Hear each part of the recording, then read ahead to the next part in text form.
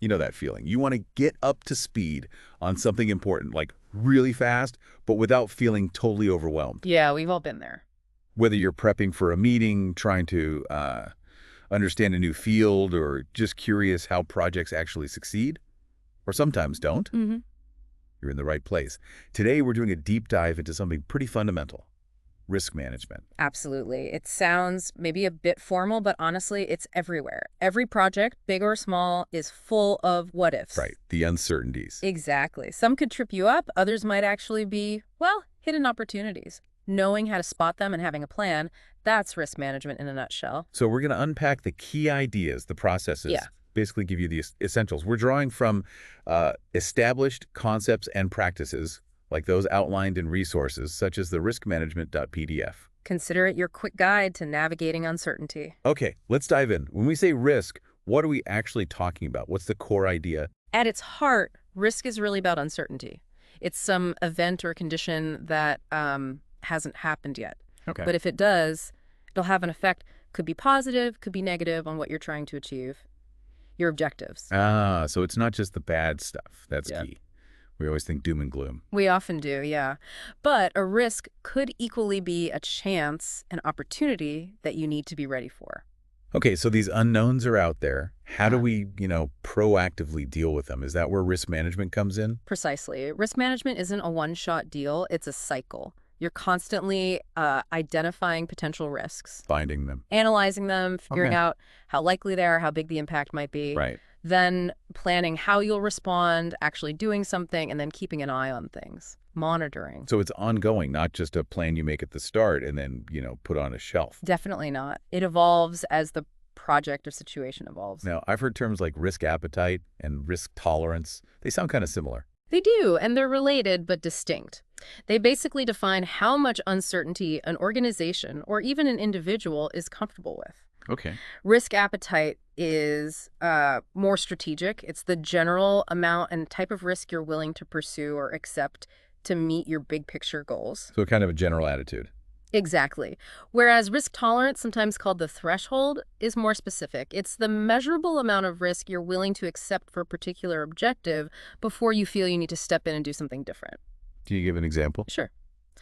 Think about investing. Your overall risk appetite might be moderate growth, but your tolerance for loss in any single investment might be, say, 15%. If it drops more than that, your tolerance is breached and you take action. Ah, got it. Appetite is the general vibe. Tolerance is the specific line. You got it. So, okay, we find a risk. Who actually does something about it? Who's on the hook? Good question.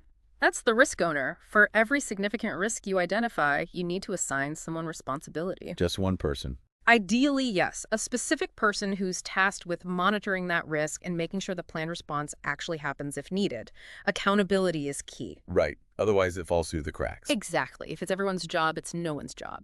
And where do we keep all this info? The risks, the owners, the plans must be a central place. There is. That's the risk register. Think of it as the master logbook for all things risk on a project. So like a spreadsheet or a database. Could be, yeah. It lists each risk, how you analyzed it, probability, impact your response plan, who the owner is. It's a living document. Okay, the register is the detail. Yeah. Is there a summary version? Like for managers who don't need all the nitty-gritty? Yep, that's typically the risk report. It provides a higher level overview. Key risks, maybe trends you're seeing, how well the responses are working. It's more for communication upwards or outwards. Gotcha. Register for details, report for the overview. Okay, so planning, identifying, analyzing. Now, the source mentions 7 processes from PMBOK 6. Sounds quite structured. It is. PMBOK 6 laid out a very clear process flow. Think of it in phases. First, planning. Okay. You start with plan risk management.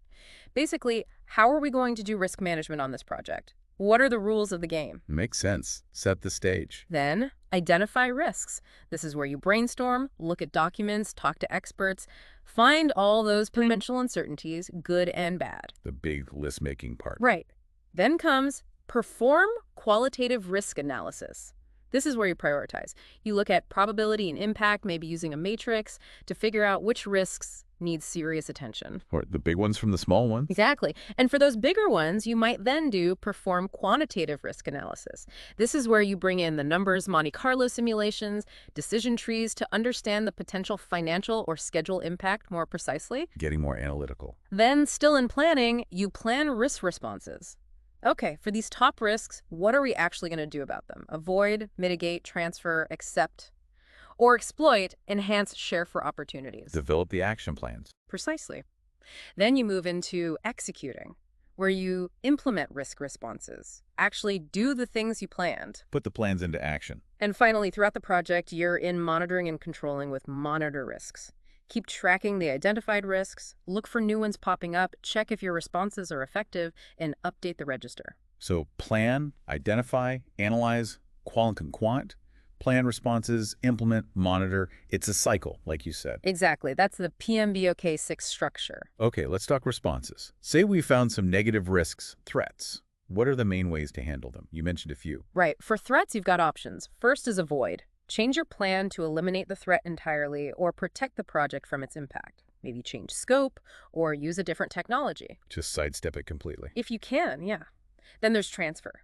Shift the impact and often the ownership to a third party. Buying insurance is the classic example. Or outsourcing a risky piece of work. Exactly. Third is mitigate. This is probably the most common.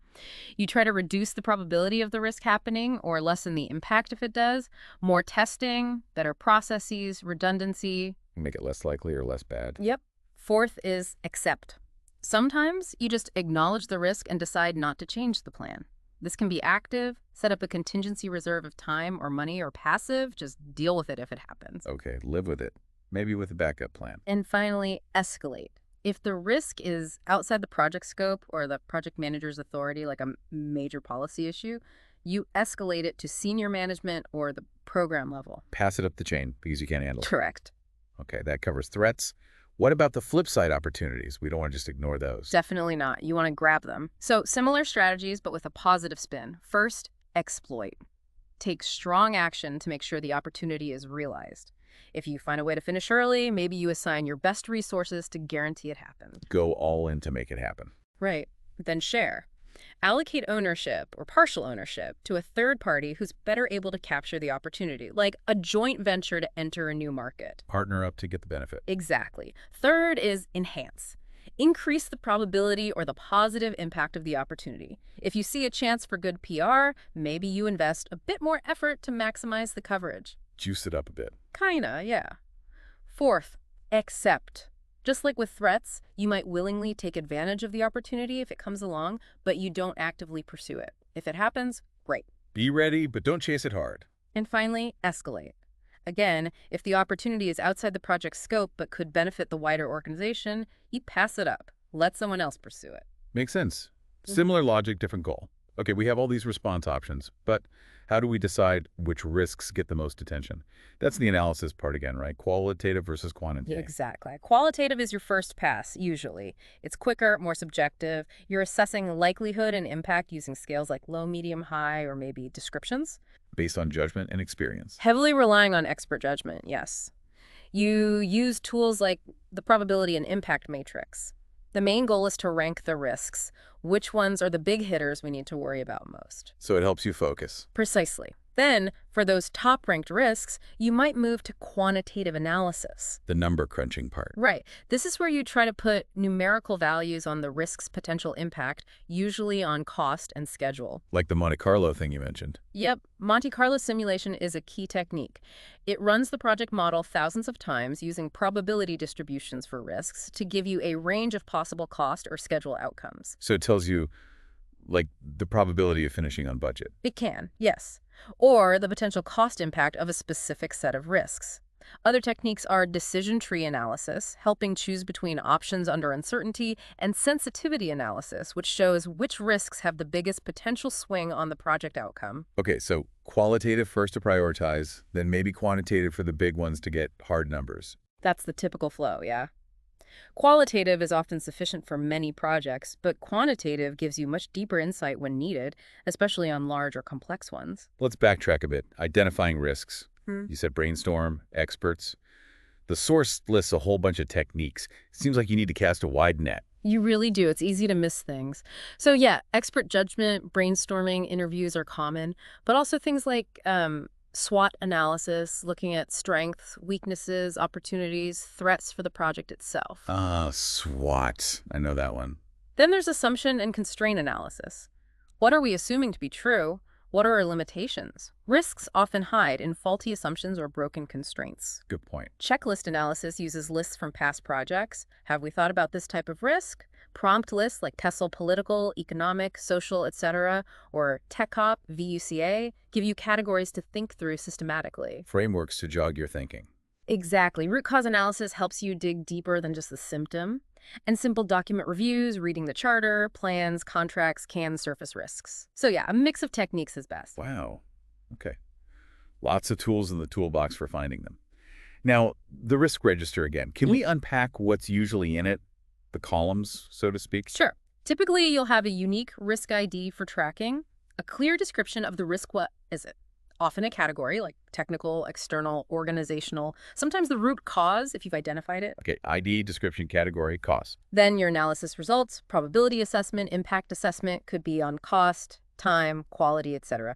Often combined into a risk score or rating for prioritization. Prob, impact score. Then the plan response strategy, avoid, mitigate, exploit, whatever. Critically, the risk owner who's responsible. And finally, the status, is it active, closed, being watched? That's quite detailed. It really is the central hub. It has to be effective. Let's talk metrics. Our source mentions EMV, contingency reserve, management reserve. These sound important for the money side of things. Definitely. EMV stands for expected monetary value. It's a quantitative concept. You calculate it, as the source says, by multiplying the probability of a risk occurring by its financial impact if it does occur. So like a 20% chance of a $10,000 cost. Exactly. The EMV would be $2,000.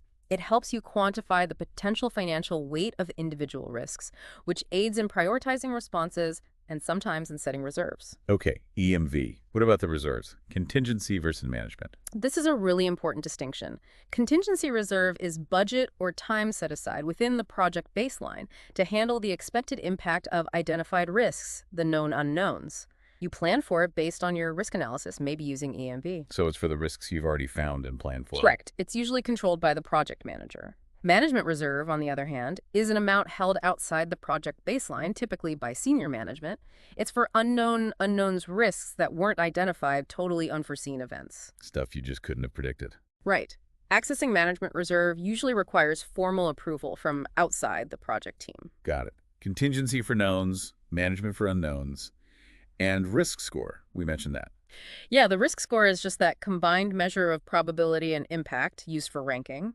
And the risk breakdown structure, or RBS, like a work breakdown structure, WBS, but for risks. It hierarchically breaks down potential sources of risk into categories, helping ensure you've thought broadly. A way to organize your risk thinking. Precisely. Now, PMBOK 7. The source says the perspective shifted a bit. How so? Yeah, PMBOK 7 moved away from distinct knowledge areas and processes towards integrated principles and performance domains.